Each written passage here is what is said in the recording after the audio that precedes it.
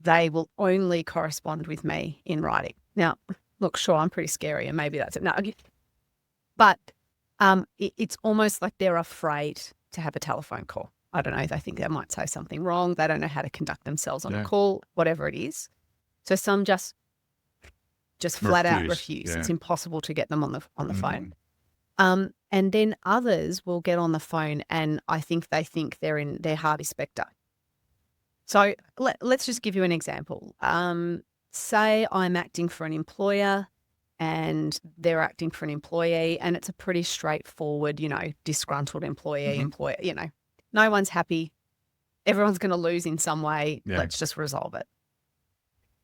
As a practitioner who cares about my clients and good outcomes rather than billing and things escalating, the quickest way to resolution is to pick up the phone with the person on the other side and say, hey, we both know where this is going to land. Let's get there quickly. Get to the bottom of it. Do you think that this wasn't the case 5, 10, 15 years ago? I mean, let's say, you don't want to be like, oh, when I came through, but you were a lot of lawyers for a long time.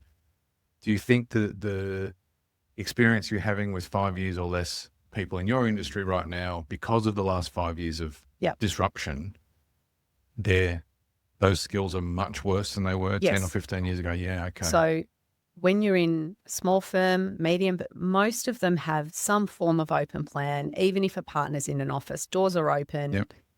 Quick, access, I'm about to jump on the phone with the other side. Have you got a second? Why don't you come and sit in, right? I always made it a practice everywhere that I worked to sit outside a partner's office because I wanted to listen to everything. But when you are working remote, the partner's not going to think of you in that way. That's right. They don't have time and they're going to have those phone calls without you, those meetings without you, unless they want to whack you in the call and then bill the client for thing. Yeah. So I think that's really lacking and I think that's really sad. I agree. The osmosis, it's the osmosis of being a defeat of the action. Exactly. Yep. Just hearing a partner or a senior lawyer on a phone call to a client to understand how to manage a client's expectations. Where to push, how to start. Right. How to deal with conflict or how to, how to disarm situations. Exactly. Some of those skills